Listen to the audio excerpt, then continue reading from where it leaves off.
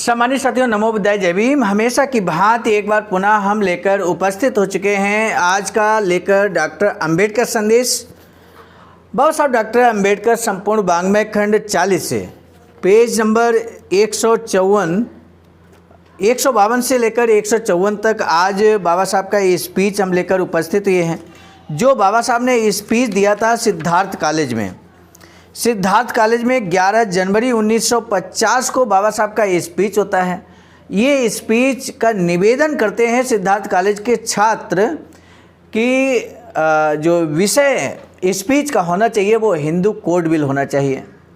तब बाबा साहब Hindu code bill के बारे में क्या कुछ बातचीत करते हैं आज के डॉक्टर अंबेडकर संदेश में। हम आपको जो मुख्य 2 उद्देश्य हैं हिंदू कोड बिल के वो आपको बताएंगे। बाबा साहब के स्पीच में 2 उद्देश्यों की बात करेंगे और 3 महत्वपूर्ण कसौटियाँ क्या हैं हिंदू कोड बिल की जो होनी चाहिए। बाबा साहब कहते हैं तो वो 3 कसौटियों की बात आज हम करने वाले हैं। तो सामान्य साथियों, अंत तक वीडियो को वॉच कीजिए। निश्चित रूप से बहुत ही सार्थक आज का अंबेडकर संदेश होने वाला है और हिंदू कोड को विषय है, हिंदू कोड को सिलसिलेवार बनाना होगा और ये हम लेकर उपस्थित हैं प्रथम भाग के रूप में। पेज नंबर हमने पहले ही आपको बता दिया है 152 से 154 तक। डॉक्टर बाबा साहब अंबेडकर मुंबई में थे। इस अवसर पर लाभ उठाते हुए सिद्धार्थ कॉलेज के छात्र पार्लियामेंट द्वारा उन्हें हिंदू कोड बिल पर भाषण देने के लिए आमंत्रित किया गया।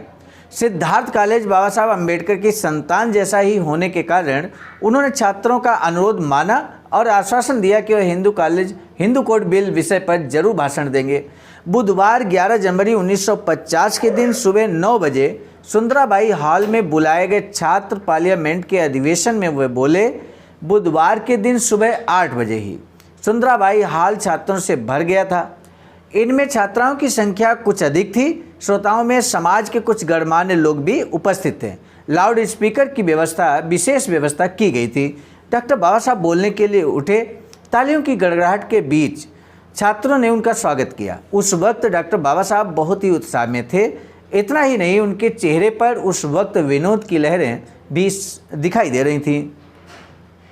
उन्होंने अंग्रेजी भाषा में स्पष्ट उच्चारण और आवेश के साथ सुस्पष्ट विचार छात्रों के समक्ष रखे। उनके भाषण के बीच बीच में हास्य का सुगंध भी फैल रही थी। श्रोताओं का मानना था कि इतना अच्छा भाषण उन्होंने पार्लियामेंट में भी शायद कभी नहीं दिया होगा। डॉक्टर बाबा साहब अम्बेडकर ने अपने भाषण में कहा, चेयरमैन और सभागृह के सदस्यों, आज यहाँ भाषण देने के लिए आमंत्रण के लिए मैं आपका आभारी हूँ। आपकी पार्लियामेंट में आकर हिंदू कोड बिल पर मैं बोलूं, ये आपकी इच्छा है, लेकिन ऐसा करते वक्त पार्लियामेंट की मुश्किल खड़ी होगी, ये मैं जानता था। मैं आपकी पार्लियामेंट का सदस्य नहीं हूं। जो व्यक्ति इस पार्लियामेंट का सदस्य नहीं है वह इस पार्लियामेंट के अधिवेशन में कैसे बोल सकता है। इस प्रकार की आपत्ति कोई भी उपस्थित कर सकता है। इस बात को ध्यान में रखते हुए इस मुश्किल से बाहर निकलने का उपाय मैंने ढूंढा है। बाबा साहब कहते हैं कि आपकी पार्लियामेंट द्वारा एक प्रस्ताव मंजूर किया जाए और उस प्रस्ताव के जरिए मुझे बोलने की अनुमति दी जाए। इसके अनुसार चेयरमैन द्वारा प्रस्ताव मंजूर करवाने की बात मानी। इस बात की मुझे खुशी है, इसलिए मैं आपकी पार्लियामेंट में बोल पा रहा हूँ। आप जानते हैं कि पार्लियामेंट में मेरे द्वारा प्रस्तुत किए गए हिंदू कोड बिल को लेकर आजकल बड़ा विवाद चल रहा है। इस बिल का पूरा विवेचन करना हो तो कम से कम 2 घंटे का समय लगेगा। इतना समय ना आपके पास है और ना मेरे पास है। हालांकि आप छात्र हैं, जागरूक हैं, जानकार हैं, इसलिए कम समय में हिंदू कोड बिल पर मैं अपने विचार आपके सामने रखने की कोशिश करता हूं।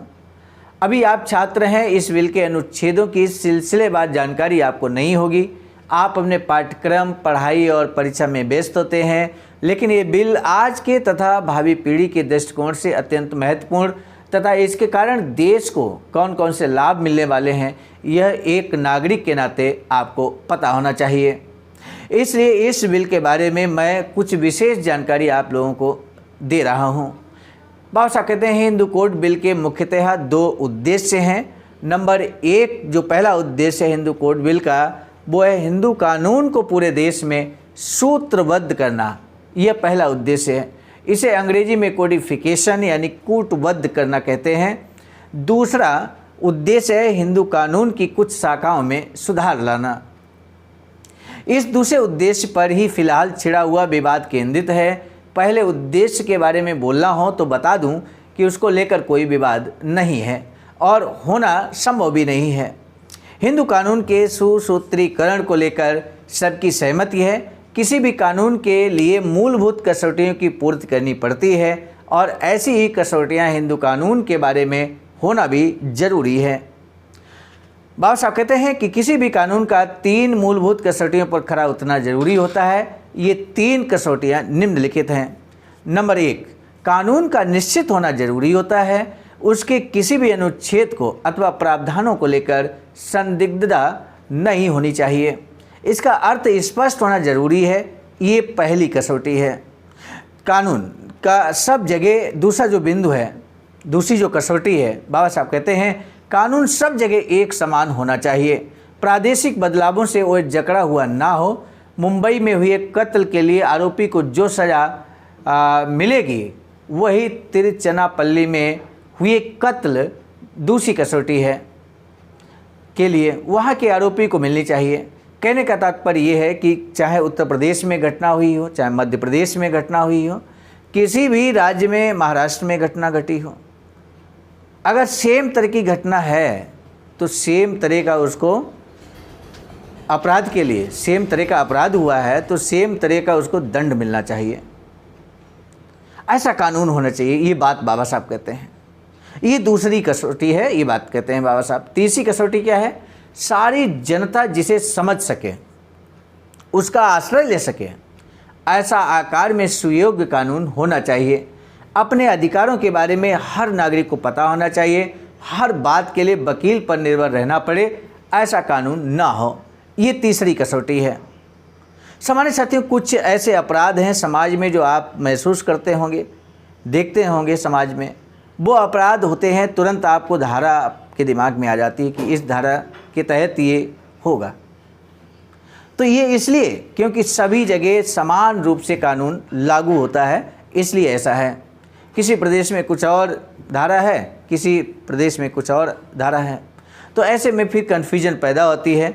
यहाँ पर बाबा साहब का कहना का तात्पर्य यही है कि कानून सभी जगह समान रूप से होना चाहिए। इन कसौटियों के आधार पर अगर हिंदू कानून पढ़ाकर देखें तो क्या पता चलेगा? यही कि उपरोक्त किसी कसौटी पर हिंदू कानून खरा नहीं उतरता। वर्तमान में जो हिंदू व्यवस्था है, बाबा साहब कहते हैं वो इन 3 कसौटियों में किसी पर भी खरा नहीं उतरता। इसलिए यहाँ पर जरूरी है कि हिंदू कानून में सुधार किया जाए। दुनिया के सबसे लचर कानून का उदाहरण देना हो तो हिंदू कानून का दिया जा सकता है। ये कानून जितना अनिश्चित, सशस्त्र प्रवाह या सिलसिले का अभाव होने वाला और महंगा कानून दुनिया में है और कहीं नहीं मिल।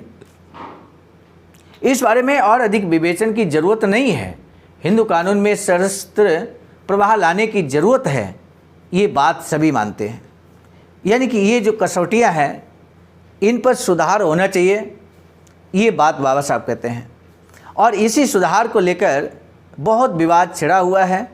आगे चलकर, इस समय बाबा साहब कानून मंत्री हैं। जब ये स्पीच हम आपके समक्ष रख रहे हैं 11 जनवरी 1950 का, इस समय बाबा साहब अंतरिम सरकार, भारत सरकार में कानून मंत्री हैं सामान्य साथी। और उसी के तहत बाबा साहब हर संभव प्रयास कर रहे हैं कि जल्दी से जल्दी हिंदू कोड बिल लागू हो जाए। लेकिन आपको मालूम है इसी विषय को लेकर, इसी बिंदु को लेकर जब ज़्यादा विरोध होता है तो बाबा साहब इस्तीफा भी दे देते हैं। इस्तीफा देने के बाद क्या स्थितियां होती हैं, ज़रूर हम अग्रिम आने वाले समय में अंबेडकर संदेश के माध्यम से आपको ज़रूर बताएंगे। लेकिन अभी इसका जो शेष भाग है वो अगले भाग के रूप में हम कल उपस्थित होंगे। आज का डॉक्टर अंबेडकर संदेश यहीं समाप्त करने से पहले हम आपको बता दें, आज का डॉक्टर अंबेडकर संदेश लेकर हम उपस्थित हुए थे मिशन नायक बुद्धमित्र मुसाफिर सर, राष्ट्रीय अध्यक्ष आवाज का, नई दिल्ली की प्रेरणा में। और साथ ही साथ संकलन कर्ता में परम आदरणीय विजय कुमार बौद्ध जी, प्रांतीय कोषाध्यक्ष आवाज का बिहार।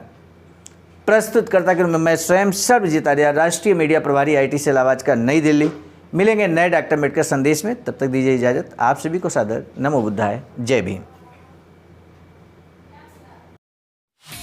सम्मानित साथियों, यदि आप हमारे इस चैनल आवाज़ का ऑफिशियल, जिस पर नियमित सुबह 5 बजे डॉक्टर अंबेडकर संदेश आपको मिलता है, आप हमारे इस चैनल को सपोर्ट करना चाहते हैं तो हमारा आपसे निवेदन है कि आप हमारे इस चैनल को सब्सक्राइब कर लें, वीडियो को शेयर, लाइक, कमेंट जरूर करें।